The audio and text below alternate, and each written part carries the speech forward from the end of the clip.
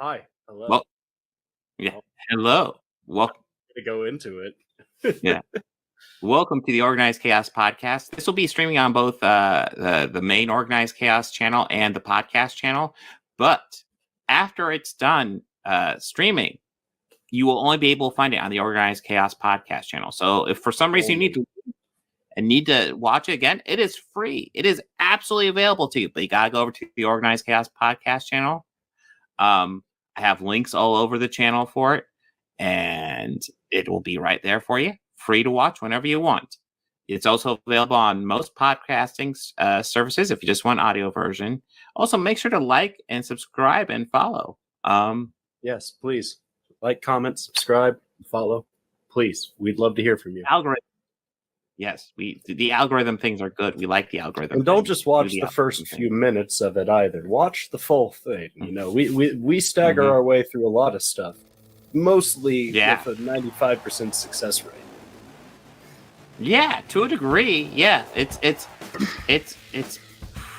almost a success. And what's amazing is that the podcast never has any technical issues.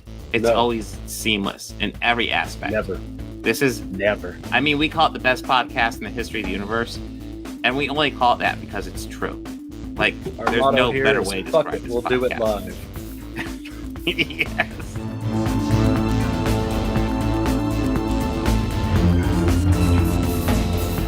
You want to get nuts? Let's get nuts.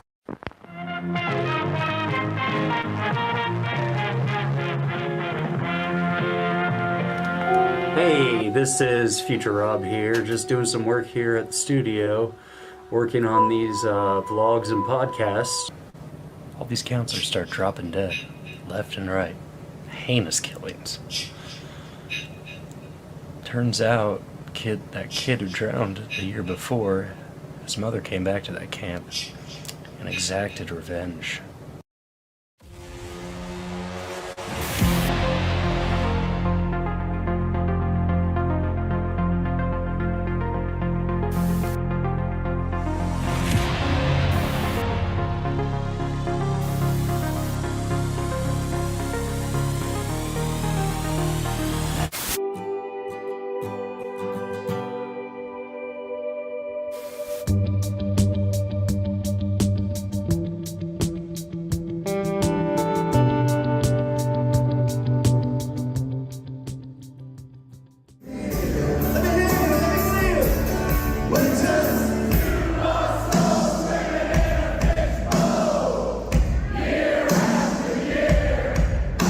You are up to something, my friend. I've seen a million of these so-called psychics, each one a fake. I do not believe in psychics. What is happening?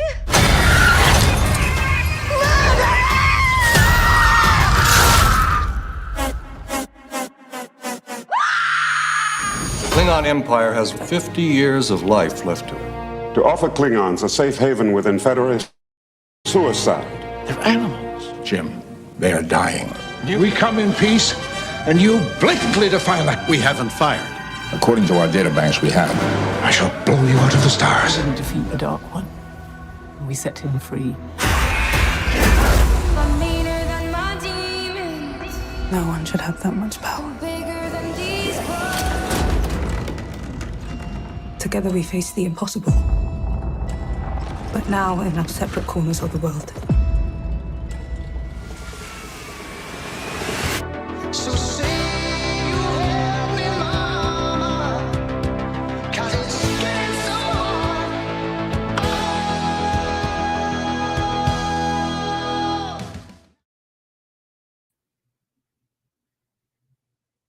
Oh shit! I did it to myself.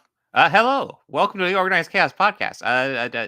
Crap! What, Bobby? I can't do this by myself. What am I doing? What am I doing? I don't know. Shit! I'm supposed to throw you. Maybe good. I think you can do it enough for like maybe 6 or 7 runs solo. Yeah, probably the best you got. Yeah, it'll get a bit rough. How you doing, Bobby? Doing real well. Yeah. It was quite the weekend in news. Yeah. Oh, Jesus Christ. I mean, going into the week, and I'm wondering who will be the Chud of the week, and it's like, yeah, you know, like Lauren Boebert was in theater. I think that was like maybe like Friday or something when that broke. I was like, okay, that seems like a front runner. All of a sudden, the weekend's just like, what? You guys have to stop. You know that? Late Sunday night, it broke that my favorite greasy actor piece of shit is in fact a piece of shit. Ooh. Well. No. I'll be fair. Allegedly a piece of shit. Ooh. Is that the one we've already brought up, or is this No. I know Bobo's a piece of shit. Oh, okay. I know that for a fact. And you told me about another somebody who just their backing got exposed. Oh yeah. So yeah, we got Lauren Boebert, we got Russell Brand, we got TheQuartering. You know what? And it's like, fuck it. We got 3 Chuds the week. I usually pick one, but Jesus fucking Christ, these people are ridiculous. They need to stop. And you might be like, hey, you're calling Russell Brand a Chud? And it's like, yes. Yeah. Russell Brand is on fucking Rumble. He's a Chud. I don't know what else you need. That's funny. But yeah, do we want to roll into that immediately? Yeah, let's roll into that. Yeah. Okay, so I didn't want to show video of the Lauren Boebert thing, but here's some stills. Here's some stills. I'm not even sure. Like the video is pretty explicit. If you scroll through Twitter long enough, you will get some of these the video of this playing. Yeah, you can find the full surveillance footage of everything. And it's kind of amazing how blurry it is, and yet how fucking absolutely clear what's going on is. Like, yeah, they are aggressively fondling each other. It's like, my God, are you like teenagers? And I want to stress, this is something that would never ever happen at Drag Time Story Hour. No, ever, ever. Like Jesus Christ.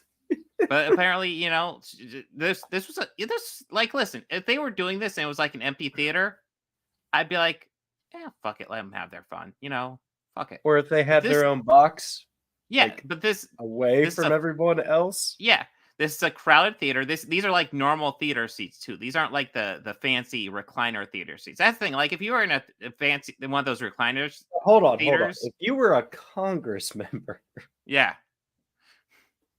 But yeah, if you were in one of those recliner seats in one of those theaters and you had like your own row, then fuck it, nobody's gonna see what you're doing. Have fun. No, but no, they're like not. Normal theater seats. They are going all over each other. There's people like right next to them, in front and behind them. Yeah, it's a packed fucking. I also have to wonder what the fuck movie they're going to see. What was packed? No, in the house it wasn't. today? It wasn't a movie. It was an actual theater, like a music. Oh, okay. They were seeing a production of Beetlejuice, and she was That's also right. like, that's right. She was also taking pictures on.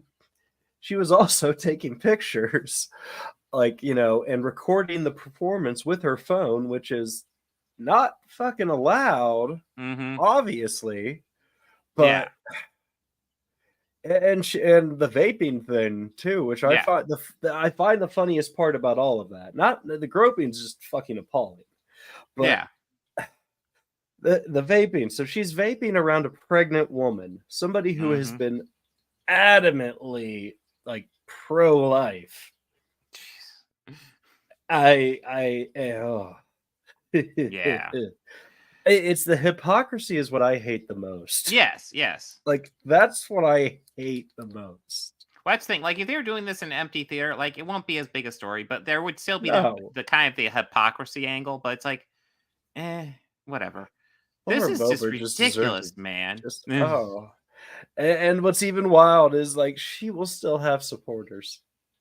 No. The Dane, actual fandom, he always says, if it wasn't for double standards, these people would have no standards at all. Which, yeah, it's true. Like, they always set these fucking rules and they never follow them. And it's like, I mean, but I've tried to find the one positive that we could take from this. And there is one positive I feel that is here. It exists. It is a silver lining, all right? she's a patron of the arts. I'm reaching here. I'm reaching. They could have given those seats to people who actually want to see the show. That's the thing. They're seeing Beetlejuice live. Like, when I was thinking this was like a fucking movie or something, it's like, okay, so they're making out during the movie. Maybe it's not. No. They're seeing a live fucking performance. Are you serious? Yeah, Watch the show. She was singing along too. Yeah. Like recording it with her phone. Yeah. She's apparently she's on the board too, so that's apparently one of the things that she had said. Like, do you know who I am? Oh, there's the door, ma'am. Yeah. Just yes, and I don't care. Do you know who's sitting in front of you? Fucking children. Stop it. No. Yeah, a performance that children were definitely at. Yeah. Maybe you and your boyfriend shouldn't be drunk. By the way, I've read that her boyfriend owns like a gay pro-drag bar. I've heard something about that, yes. And a Democrat. Mm-hmm. I'm not gonna lie. That's something I've wondered about. That's a little too good. I'm not going to discuss it on stream, but I think that might be a little too good to be true. But is Lauren tasting the forbidden fruit? But yeah, it's ridiculous. It's fucking wild. Are we ready for Russell Brand? Yeah. Let's talk about this greasy cockroach. So the second fucking story that broke, and we were just praising his acting in Death on a Nile last week because he did a good job. He did a good job in that movie, but he's also getting multiple rape allegations. Multiple. Yeah, a lot with very similar aspects to the stories. Let me see what That's from what you sent me. Yeah, I sent you a nice one that breaks it down, and then now I can't find it. Okay, yeah, here the Guardian one seems pretty solid. So let's go ahead and share this.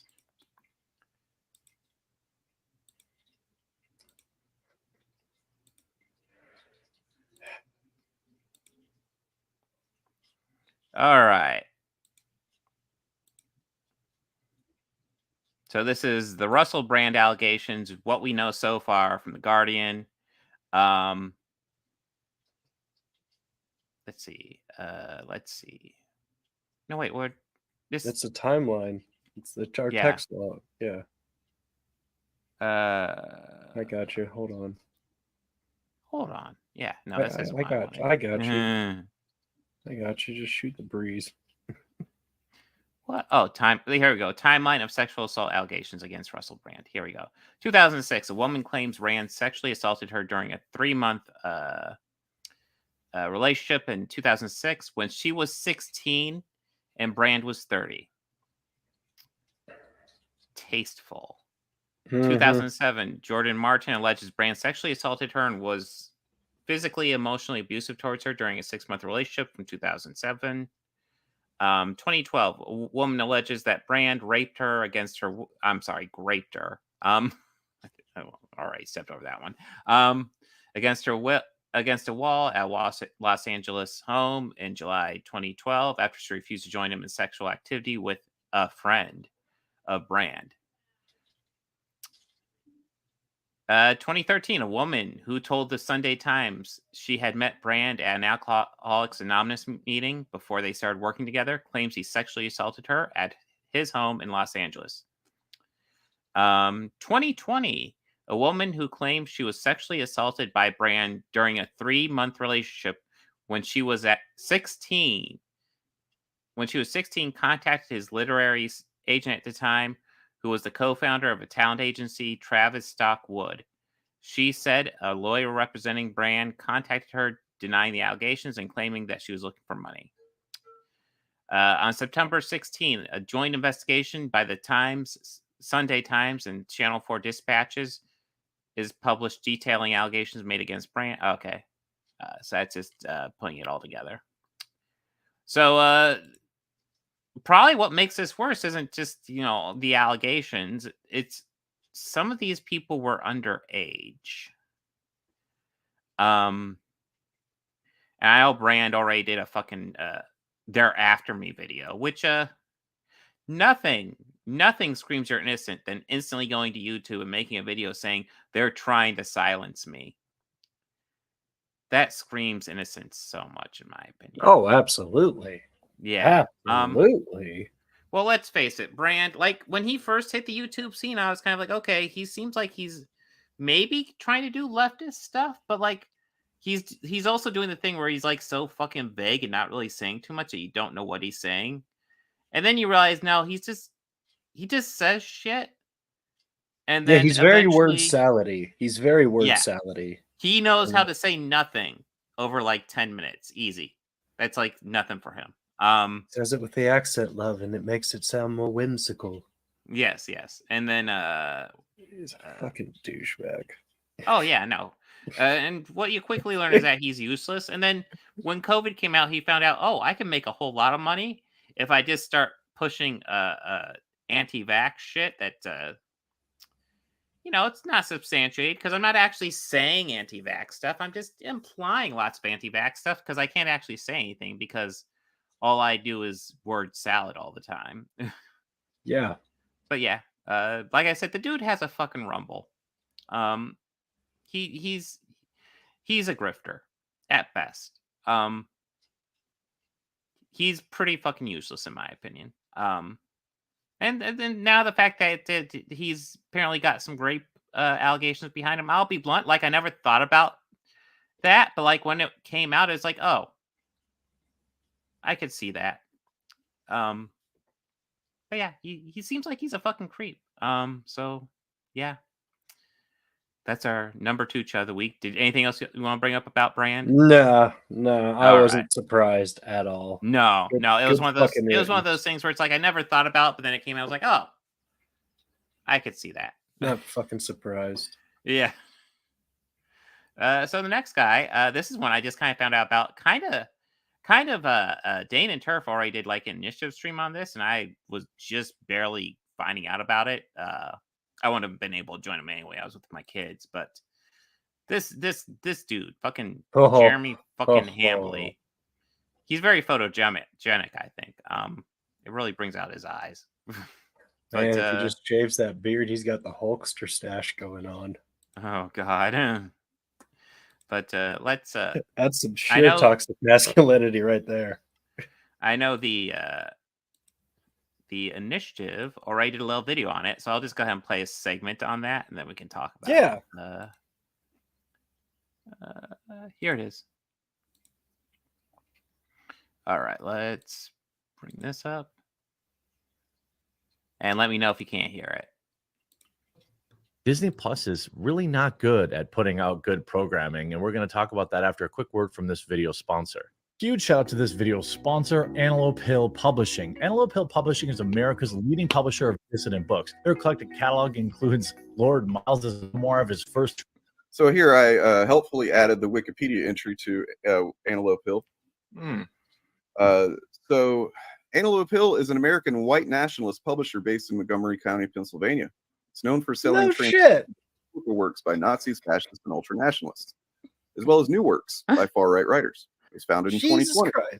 Southern Poverty Law Center has called Antelope Hill an anti-Semitic hate group. Jesus Christ! Oh my God. Yeah, man. TheQuartering. Wait, stop. Hold on. How many times did Dane say hate? Is that 3?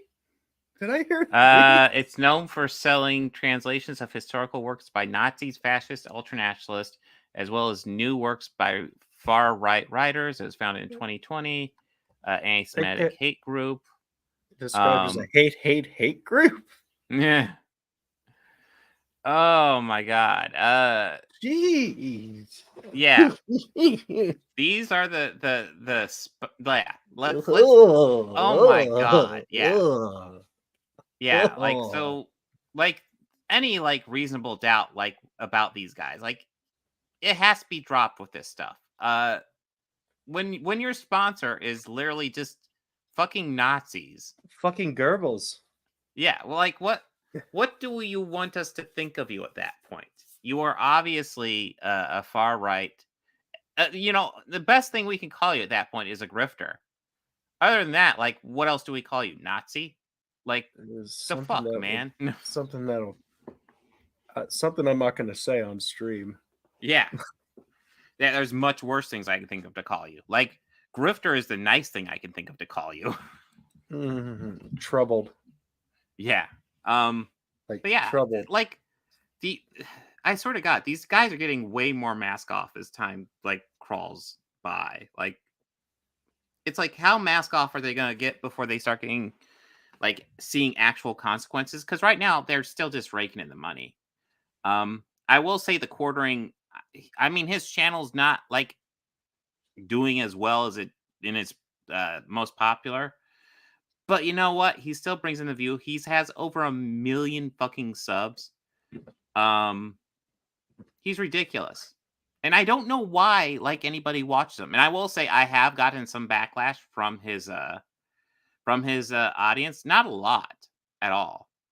Like, for over 1 million subs, I would think I'd get more of a backlash. But his audience, I'll be blunt, his audience are some of the stupidest people I've ever encountered on the fucking internet. And I've encountered some fucking stupid fucking people. But are they literate? Can they alliterate? Can barely? They alliterate? No, what I'm asking you is, can they literally alliterate? Yeah. No. Yeah. Okay. Moving forward. Yes. Well, yeah, not surprised. I've yeah. watched a little bit of his just when it was first, like, I guess his channel first came around and it was being suggested. And I'll always just kind of click, okay, 50-50. Oh, that's how this is going. You're just the fucking worst. And because of that, I had about 6 or 7 months of just, oh, that's unfortunate, of just nothing but all the people who you and the initiative talk about on a weekly basis. Yeah. Well, as suggested content. We've never, like, we almost never bring up TheQuartering. It's been a long time since we actually brought TheQuartering. Like, recently Dane and Turf did that thing yesterday, but, like, that's been it for, like, months. For a guy with over 1 million subs, he would be one of the most popular guys we've ever covered, but he just isn't that relevant most of the times, which is kind of surprising for his popularity. Like, yeah. All right, talk about movies. Yeah, let's talk about movies. All right. Or we could talk about something else and then get into movies. Ooh. Oh, okay, we could talk about something else. Yeah. This past Friday, I went to go see Cake. Yeah. Oh, you got Cake? Like, did you go to and I got the t-shirt to prove that I was there. Ooh, nice. Cake's like, you're not too much of a fan? No, I was just gonna say I'm not super familiar, actually. Yeah. You've definitely heard a song by them. Oh no, I know of them. I'm trying to think what The Distance, Short Skirt. Oh, sure, yeah. That Never There, that band. Mm-hmm. Yeah. Yes. Oh yeah, The Distance. Yeah. Hella great show. I'll say this though, the crowd was definitely like one of the more random groups of people I've ever seen at a show. It was kind of cool. Yeah, there were some juggalos right by me. There's some old, like, party, like, dudes who definitely saw the party bands in the 70s and 80s. Like, they definitely did. And they were a riot. And like some hippies were standing next to me. I didn't know them, but they were just friendly, so we just kind of hung out and chatted during the show. And an older couple in front of us. Yeah. Get a nice Friday. Yeah, but great show. They did this thing that they've been doing, I guess, and they've been doing it since forever.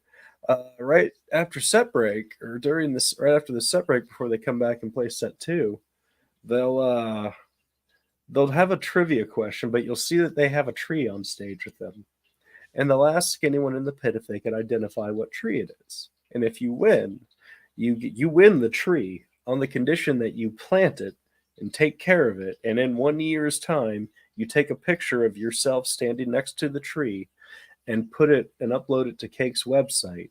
because they have this thing of people at concerts who have won trees, and there's little pins on this entire map of the planet where people who have won trees and the tree's progress. That's kind of amazing. That is kind of cool. That's really fucking cool. So some lucky dude won a peach tree. Hey, nice. Yeah. It's awesome. Yes. I was all the way in the back of the lawn, so there's no way in hell that we could have been seen. Yeah. That'd be impressive. Yeah, well, he he was like had the crowd had some great crowd control. Like he got half the audience to sing one part of the verse of the chorus and our half to sing the other. And at one point he was like, I don't think the back is singing. Can I hear the back only? And then like we all sang again. And then he's like, oh, sorry. My mistake, guys. Nice. Because apparently it was the front who wasn't singing. We all were. Great show. Great show. It was at Kimba Outdoor. Thank God it was outdoors. I mean, it got cold at night. I didn't expect it to get that cold. I was not dressed for the weather. Temperature is starting to change, so I did get there early, super early, and I was able to hear some sound check, which was nice. Nice, yeah. I know next week we aren't doing a normal episode because George and I will see Peter Gabriel, so yes, we got a concert to go to pretty soon. That's going to be an indoor one, which after The Cure and their outdoor venue, I'm kind of okay with an indoor one because The Cure was like that. It was a great show, but like the management of that venue was awful. It's where was that at again? Where was it at? That's a good question. It was Cleveland, right? Yes, it was Cleveland. Was it? It was outdoors. Yes, it was Blossom. Was it Blossom? Yes, I bet you Blossom. It was Blossom. It was Blossom Music Center, in that giant ass outdoor venue where you park and then you walk a half a mile just to get inside that venue. Yes. We walked all the way through the rain. Okay, that's shitty. Yeah. Here's a question for you: did the parking lot go all the way back to the edge, almost to the road? Yeah, no, it was pretty close. Yeah. Okay. When I saw a fish there the summer before, that's where me and the wife parked, like on that last row by the fence near the road. Yeah. Getting out, fucking piece of cake. Yeah. No, it would be. Getting in was a little rough. I mean, there were people literally standing on that little road exit to drive out kind of towards southern, out of Cleveland or Cuyahoga, who were asking us for rides there. That happens at fish shows. That happens. Hippies don't have rides sometimes. It was rough because like we did the half mile and we got into the venue and then we did and then all of a sudden there was a loud thunder crack as soon as we got in the venue and then they're like, okay, everybody out, and they kicked us all out. And then like we go back to the car and it's like, what the fuck are we doing? Are they gonna refund us our tickets? Is the show still going on? What's going on? And then like I got a text from my friend from our friends who were like had better seats than us and were already in the venue at that time. And it's like, hey, they're reopening, get back here. And it was like, we don't want to walk. And my daughter was like so done. And I was just like, fuck it, we're here. We're doing this. And you know what? It was a great show. The Cure put on a fantastic show, but God, damn, I don't doubt that. It was miserable getting to it. I've been at the LC when it's rained for an outdoor show, and they stick you all in the indoor side. They stuff us all in there like sardines. Yeah. No, so we had lawn seats, and it wasn't optimal. But next week we'll be doing Peter Gabriel, and like George and I had forgotten, and I looked at seats. I was like, George, you remember that we got floor seats? And he was like, we did. I was like, yeah. So I think we'll be okay for this concert. Now, it's Peter Gabriel. I'm presuming they're going to have chairs in the floor. Oh yeah, of course. I'm certain it'll be a setup like Genesis. Although Genesis, like on the floor, you're going to be standing up a lot. Well, yeah. Exactly. Now that I think about, Genesis might be more active than Peter Gabriel. It's interesting. One's performing from a chair and the other's not. I hate to be that blunt. Yeah, well, I hate to be that blunt about it. Genesis did a hell of a light show, though. Well, that was the crazy show. Yeah. Only one of them's performing from a chair. I don't think he's going to ride the bike during Salisbury Hill. No, I don't think he will be. No. That's a shame, though. Yeah, we should actually get to the movies. Yeah, let's get to the movies. Haunting in Venice. All right, starting off with this. Excellent. The third Hercule Poirot movie. This one, I kind of dug this one. This was like had a very different vibe from the other ones. Like it was kind of like the same vibe, but like with like almost like kind of like horror movie edge to it, which is kind of cool. Like they did a lot of like framing like a horror movie and like a lot of setup for it. And I gotta say that yes, there are jump scares in this. Yeah, not a large amount, but like not enough to where they're relying on them. Yeah, and they did it well, like very well. Yeah, well, I mean, when you're going into this, it's like, okay, they're advertising it almost like it's a horror movie, but like these are detective stories, right? Like the other two are detective stories. This is a detective story, and then you walk in, and what you get is a detective horror story. And I dig that mix, and almost makes you wonder why they don't do that mix a bit more, because it kind of works, you know. I mean, it definitely leans more on the detective side than the horror side, but like. There's a couple of moments where it's like, is there something fucking haunted going on in this house? Because the fuck is going on? Now, they were doing something the whole time for the whodunit aspect of it.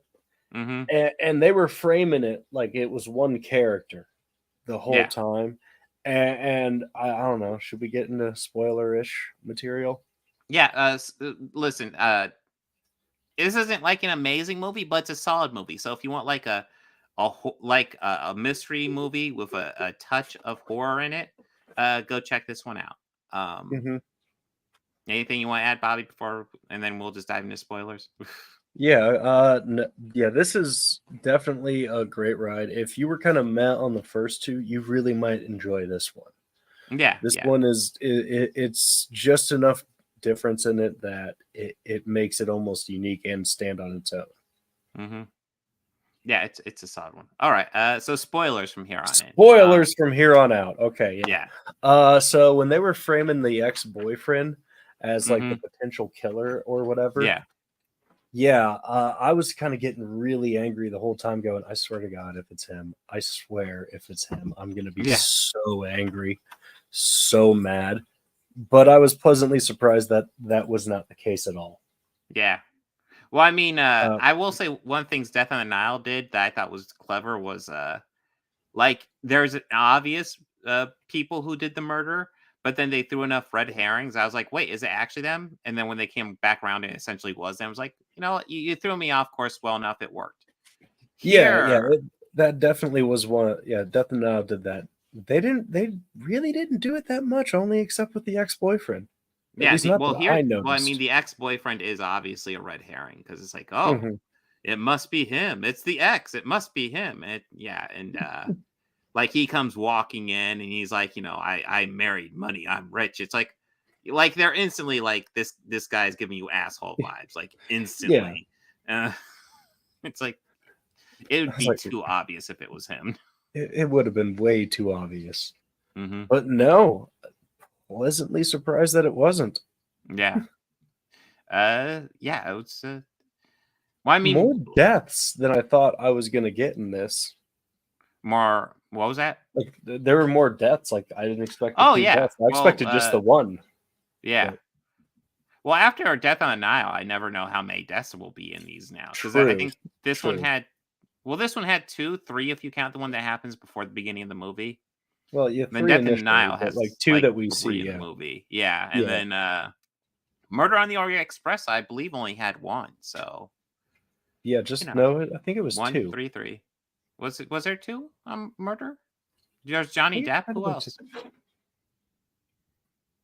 No, I'm mistaking that for Death on the Nile.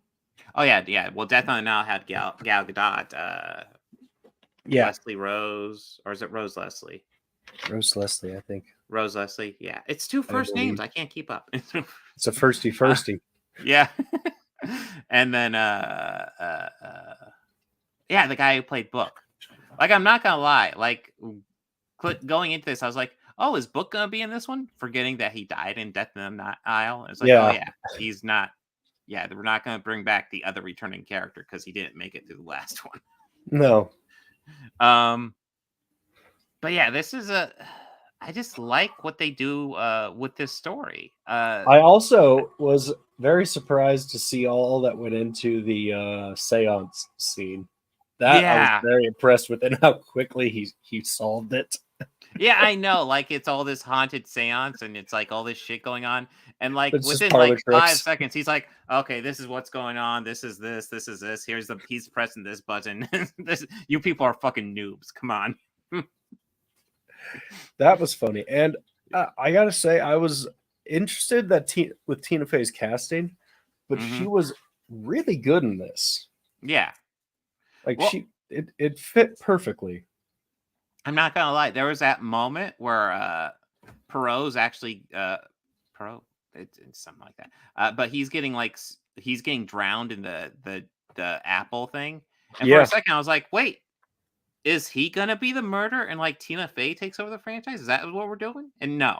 But there was that moment where I'm like, shit, is he the murderer? That would be wild if he was the murderer. Yeah, if he just snapped. Yeah, it's like, holy shit. But no,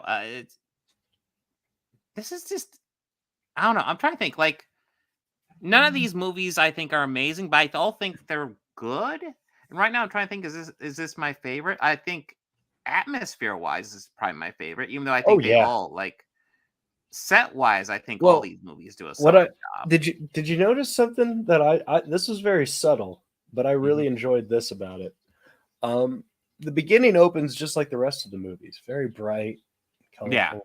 But as soon as they get to the house, everything's dark and shadowy, and it stays like that the whole movie. Even at the end, it's just still gray and gloomy. But I really liked that touch to it immediately. I was like, oh, this is really good. I am thoroughly enjoying this, and this is great. I really enjoyed this movie. Yeah, it's a good one.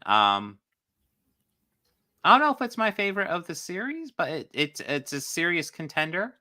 I will add what I liked about this, and also it's an aspect I like about Death on the Nile too. We get to explore Hercule Poirot's character a bit here. Like, he has an arc here too.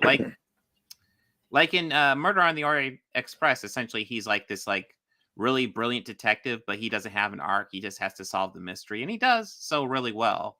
But in the other ones, in Death on the Nile and this one, he has an arc. Like, he grows as a character in both this and the last movie, as well as being like an overconfident, cocky detective that solves the mystery. But, yes. But yeah, this is a good one. It's worth checking out if you want horror mystery. This is for you. And Kenneth Branagh, I don't think a lot of his movies are perfect, but I will always give his movies a shot because there's something to appreciate. If nothing else, he as an actor will give a great performance.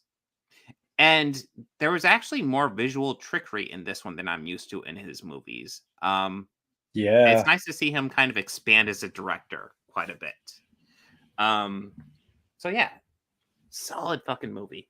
Anything else you want to add, Bobby? No, I this was a thorough enjoyment. I knew there wasn't any end credit scenes or anything, so I was walking out as where was Nick Fury? Come on. Yeah, exactly. But the next one up is Star Trek VI, The Undiscovered Country. And you know what I love about old Star Trek is that it's never political. Never is there any politics in Star Trek, ever. And that's what's great about old Star Trek, right? Yeah. All right, now that I've got that out of the way, this is definitely their most politically or message behind it. Yeah. the original series has tons of political messages behind it, but like I would definitely say Star Trek 6 has the most overt political message of probably the movies that I can think of. Like it's not really hiding it at all. No. And I'll also say it does a really fantastic job wrapping it into the story. Obviously lots of it mirror relationships with Russia and stuff like that. Yeah. Yeah, the end of the Cold War represents the Federation getting peace with the Klingons. Kirk has to deal with fucking bigotry in this one because Kirk's pretty much a bigoted asshole towards the Klingons in this one, which is it's a logical touch, but it gives him an arc for sure. Because I guess go over the story real quickly because the story opens with like Captain Sulu on his ship. By the way, Sulu's a captain. Awesome. Excelsior. Yes. But he's near the Klingon border, and one of their moons blows up. And the destruction of that moon means they're going to lose resources, and that there's a good chance the species will go extinct in like 10 years or something. No, more like 100 years. It's something like they're on the path to extinction unless they start making friends, because the Klingons are not fucking friendly. So, and then the Federation, like there's Federation representatives, mainly Spock, who's saying this is an opportunity to make peace with the Klingons and become friends. And then you got people like essentially like Kirk's not the loudest voice. Like Admiral Cartwright's obviously the loudest voice in the Federation, but Kirk obviously has hesitations where it's like, fuck these people. Yeah. And I believe like it's even Kirk and Spock having an argument where Kirk says, where Spock's saying they're going to die, and Kirk's like, let them die. Let them die. Yeah, I'm done. No, fuck these people. And yeah, this like, and to say like there's no politics in Star Trek until the new stuff, it's like, what are you talking about? Yeah, seriously. It's just the subtext. Well, I know this was like your favorite. Yes. You said this was like your favorite. So like, this is. I've been talking a lot, Bobby. Go into your thoughts. On like why it's my favorite, or just more about it? Whatever you would like. I guess why it's my favorite. Yeah, the messaging is there, and it has like all the great points that make a great story. You know, it has like a huge character arc and development, mostly for Kirk. But like the conflict, it has actual consequences on either end of no matter what decision you make. I mean, it didn't help the fact that even with the assassination part of the story, where the Klingon ambassador, the one who was also advocating for peace for the survival of the species, he gets assassinated by what looks like two crew members in spacesuits with magnet boots, and then they try to track down who it was, but it turned out it was that no good. God, what's her name? Kim Cattrall. Mm-hmm. No good Kim Cattrall. It's not Savick. It was supposed to be Savick, but I don't remember her character's name. They changed it to a new character because she was actually supposed to be Savick. It was supposed to be Savick. It's supposed to be Christy Alley. Yeah, it was supposed to be Savick. Not still pissed at them for the death of David. Essentially, for the same reason Kirk's pissed at him. Yeah. Yeah, well, I mean, it's also worth knowing the assassination attempt. Essentially, the Enterprise goes out and meets this Klingon Warbird with the ambassador on it. They have this awkward dinner. Very awkward and uncomfortable dinner. Incredibly awkward. Two groups of people know they have to be nice, but like they really just want to punch the shit out of each other. Kirk gets drunk. Yeah. I think a couple of them actually get drunk, but him and Bones both get drunk. Chekhov seemed kind of drunk too, but yeah, I think he was more drinking for the nerves. True, but essentially they go to they have the dinner. The Klingons go back to their ship, and then Kirk's like just like on the bridge, is kind of recovering, and then the Enterprise shoots the Klingon ship and takes out their defensives, and Kirk's like, "The fuck just happened? Why?" And he's just sitting on the bridge watching the Enterprise shoot at the Klingon ship, and he's like, "Why are we firing? Stop! Who's firing? Stop firing! What's going on?" And that was like big part of like the plot too, that mystery. Yeah. Just trying to figure that out, who did what and why. It's like, and even though Scotty counted all the torpedoes personally. Yeah. Well, Mikael, I don't even know if I would say I don't know how dated I would say this movie is. I think it works fairly well for a modern. I think they're talking about a audience. movie in chat. Him and Oh, okay. Oh, yeah. Never mind. You're talking about Deep Blue Sea. It looks like. Okay. Yeah. Never mind. I was about to say Star Trek 6 isn't dated. What? It is a little. But yeah. Well, no, I don't.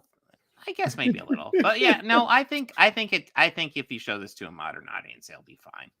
Oh yeah, absolutely. This has some great performances in it too. Christopher Plummer. Like, Christopher Plummer is chewing so much scenery in this, and I love it. You also get David Warner just turning in a genuine performance as the ambassador who just wants peace, the Klingon ambassador. They're both fantastic for almost different reasons. David Warner just kind of plays it kind of level, straightforward, just normal, straightforward, just genuine. And Christopher Plummer just chews any scenery he can find. Just oh my god, like it's amazing. And Kirkwood Smith is in this too. Yes, he's the Federation president. Yeah, this is before he wrote a letter to Danny Masterson. Is that the judge?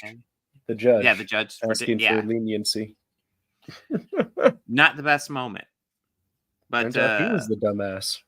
Yeah. True. Yeah, but this one's good. I really liked this one a lot more than Final Frontier. Oh God. I'm not gonna lie. I think Final Frontier is probably my least favorite one. Of all of them. And there's been some stinkers in Star Trek movies, but Final Frontier is quite fucking atrocious. Oh my god. Yeah, well, I mean, Final Frontier, it was called Final Frontier because it was supposed to be the last one with the original crew, but was so poorly received. They did Undiscovered Country, and they brought back the writer director of Wrath of Khan to do this one. Mm-hmm. And you can tell, it's Nicholas Meyer. I think it was him and Leonard Nimoy wrote this one. I think Hart Bennett was involved as well. But yeah, it was essentially, Well, I noticed this in the opening credits. It had Leonard Nimoy and like Nicholas Meyer, but it had like the sign for and the words spelled out and somebody else. And I was like, oh, did he just do like touches or revisions? To my understanding, the way it works is if it's like the ampersand, it means the two of them worked on it together, and if it's the word "and," it means that was a separate rewrite by somebody else. That's what I thought. That's what I thought. I don't believe those are like words written in stone, but I think in general that's what that's supposed to mean. That makes sense. Yeah, and that's how come you see credits like that. Sometimes you'll see the word "and" and the ampersand, and sometimes they're all mixed together, and you're like, "What? Huh?" That's why. And that's how come sometimes several revisions. That's what happens when you watch a Super Mario Brothers movie. Mm-hmm, yeah. Well, I mean that's the 93 one. Well, you watch I want to say Eternals, and then it's like you see Chloe Zhao, and then a couple other names, and then the word and then it's Chloe Zhao again. It's just saying she worked on two of the rewrites essentially. So yeah. But yeah, this is a damn good movie. I would probably say this is one of my favorite Star Trek movies. Absolutely. I don't know if I'd put it above. I wouldn't put it above Wrath of Khan. Oh no. But it's definitely higher tier Star Trek for sure for me. It's definitely top 3. I'm trying to think. Top 3. It's between top 3 and top 5 for me. Because there's a couple other ones I love, but in top 5, I mean, that tells you there's a decent amount of really good Star Trek movies, and this is definitely one of them. I will say of the good Star Trek movies, I would definitely say this is better than 4, which is a good one. Which, I mean, it's better than 4. It's better than 3 as well. But 3 is better than 4. So, I like 3. I like 3 too. I think 3 gets shit on because it's an odd number one, but it's actually like it's an entertaining movie. Yeah, it is. It does what it needs to do. It does. It brings Spock back. Exactly. The spoilers in the title. Yeah. You know he's gonna be alive. Mm-hmm. He's Spock. Star Trek Spock. 6. Spock. You can always tell when the director's doing a good job on how Shatner says Spock's name. If the director's not doing his job, you get that Spock. It's like, oh, it's not his name. Say it normal. Or if it's a long day and it's frustrating, you get the Spock. Spock. You're overacting saying his name. Stop it. Yeah. That one was from Wrath of Khan. That's when he was in the tube. Mm-hmm. Spock. But, good movie. Anything you want to add before we go into? No. Let's get into this caravan of Wheel of Time. God damn it! You know what? I want to like this goddamn series.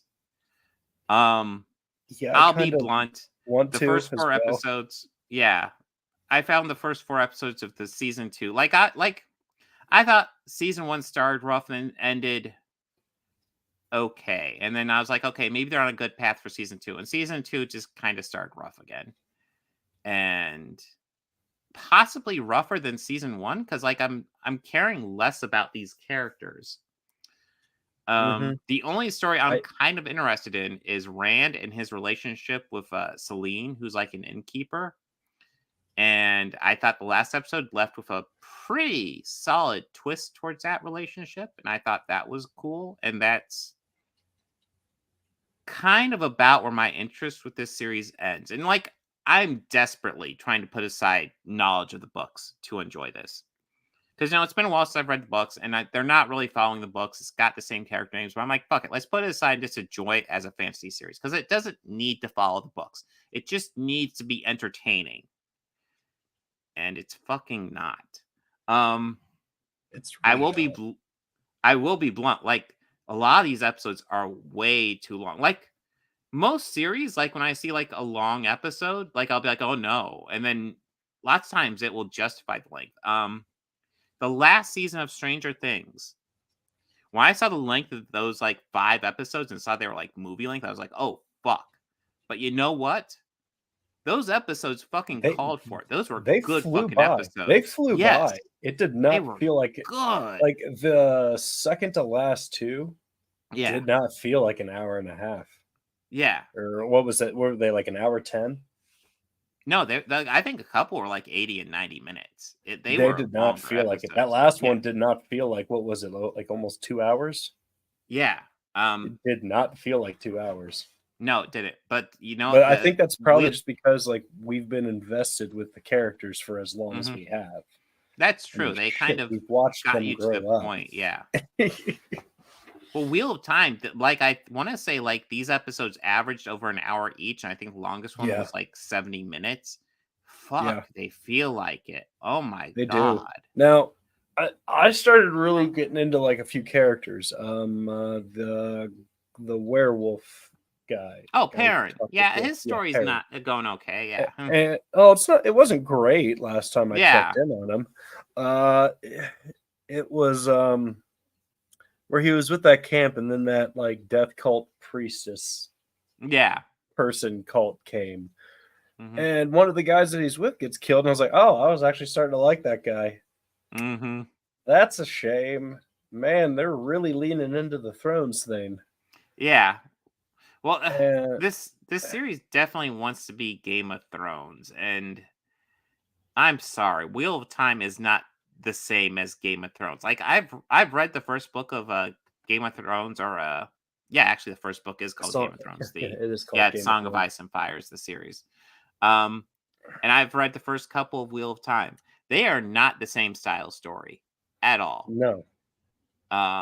They are there's lots of mystery, politics, intrigue in Game of Thrones. And you got mystery and intrigue in Wheel of Time, but it is more your high fantasy story. There's this super bad guy, and there's a chosen one, and we have to fight him. And of course, there's quirks going on. Obviously, the chosen one in Wheel of Time has the threat of going insane because the Dark One tainted the male side of magic users. So male magic users don't do well on sanity department.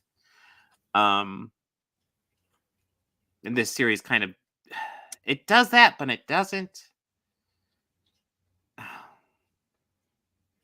I'm not happy with this series. I'm just not. Yeah, I found it hard to keep my attention. I mean, it's not a good adaptation. And you know what? Like I said, that's fine.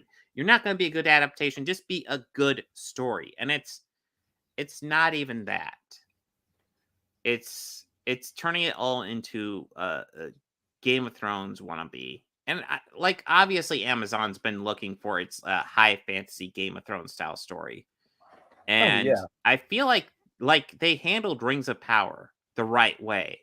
Because Rings of Power, it's obviously the fantasy story, but they're not doing it like Game of Thrones. They're literally doing Rings of Power like a Tolkien story. This is the one they're trying to do like Game of Thrones, and it's not fucking Game of Thrones. Honestly, Wheel of Time is more like Tolkien than Game of Thrones. If they handled it like Rings of Power, it'd be more faithful. But even if they didn't want to be more faithful, just handle it well. Handle it fucking well. Yeah. Just do a good fucking story. And they're not even doing that. And I'm not like I said, Rand's story with his girlfriend, I think is interesting. You brought up Perrin. I think Perrin has got interesting stuff going on. And I'm not gonna lie, there's characters here I want to like. I want to like Lan, but they don't really do much with him. And then Nynaeve, I feel like they do a lot with her, but also don't. And they definitely do a lot with Moraine, but I'm not thrilled with how they're handling Moraine because she's kind of. And that's the thing. So in the book, you got the sense that all these characters kind of almost became a family, especially by this point. Yeah. And that there is not that feeling at all. None of these characters fucking trust each other. I mean, the Two Rivers kids trust each other. Well, maybe not Matt, but they haven't, Matt's there and he's a recast actor. And I feel like he's just been captured by the Aes Sedai, and then they let him go because they didn't know what to do with that storyline, I swear. Yeah, I was kind of wondering exactly, why are they freeing him? Yeah. It was just Egwene just needs a friend, and you're a friend. It's if it was that easy to let him go, why even hold him? I've gone on for a while, Bobby. Is there anything you want to add? I can't even think of anything with the show. I tried. I gave it a college try. I'm really trying. We'll probably finish season 2, but I'm just. Yeah, this is. Oh my god, this is not good. I still feel like I didn't do the required reading. Yeah, no, it's and I feel that would have helped for viewing. Yeah. Well, I mean, maybe you'd understand. I don't even know if you'd understand more because they're diverging so much from the book. There's definitely elements from the book that's there, but it's it's just not well executed. I'm not sure what they're doing with this, but it's not. They're not doing it right. That's all I can say. Yeah. It's not working. Most of the characters I'm not really caring about. It's disappointing. Very disappointing. From a franchise that has 15 really long books that are overall decent. I haven't read all the books, but I've liked what I've read, especially the first 3. Just knowing the potential of this series hurts it. And actually, I was about to say maybe going in blind would be better, but you kind of went in blind and it's not working for you. And if it's not working someone going in blind, it's not working for someone who has a base knowledge of the source material, then who the fuck was this series made for? I'm sorry. Yeah, I have no idea. I mean, to be blunt, I think the target audience they should probably go for is someone more like you, Bobby, who doesn't know the books because. If they can get you on board, then fuck it. It's a series. Let's do this. Yeah, they can get the casual viewer on board. Yeah. And nope. No, I'm not happy. Watching the first 4 felt a bit too much like a chore. It genuinely did. And I'm disappointed. I'm hoping it ends better, but yeah, I'm hoping. I'm not hopeful, but I'm hoping. Not a great start. Like I said, I like a twist that happens with Celine and Rand at the end of episode 4. I thought that was a well done twist. Maybe we'll dive into that, when we can just spoil the shit out of it next time we talk about it. But yeah, it's a good twist. Like, I do feel like if you're going to watch the first half of this season, like, I shouldn't spoil that twist because it's a solid fucking twist. They do a good job with that. But overall, I'm not digging this series at all. I'm getting frustrated. Yeah. It's just not good. I was getting frustrated with it last week. Yeah. But yes, that is it for what we have planned next week. Peter Gabriel concert tour and album ranking. And then George and I were also talking about, like, he does like 3 soundtracks for, like, and I've only seen one of the movies. I've only seen Last Temptation of Christ. It's been years since I've seen it. And then there's also Birdie and then Rabbit Proof Fence. And George was talking about, let's track down those movies and maybe give our thoughts on those movies and like context in those soundtracks. So we'll talk about those movies. Those are 3 movies that Peter Gabriel did the soundtrack for. I guess Last Temptation of Christ will tie in with Martin Scorsese, who's coming up as well. Yeah. But yeah, we'll do the Peter Gabriel album ranking. That will probably come out late, by the way. This is Monday at 8 when I'm saying this. The concert is, I want to say the concert starts pretty much this time next week. Okay. So I'll probably try to get that video out Tuesday or Wednesday. So it'll be a couple days late on that podcast, but it will be coming soon. Then next week I'll be back. Yeah. And then and then in 2 weeks, what do we have ready for 2 weeks? 2 weeks. Do we, like, I was going to ask, do you want to go over Loki season 1 because it's been a while, and like I don't think you were doing the podcast with me when that was on. No, I wasn't. Yeah, we could do a revisit of Loki. I think it's like 6 episodes or something. Yeah. And then Scorsese movie, and then the original Exorcist. Yes. It's been quite a few years since I've seen the original Exorcist, so that could be fun. And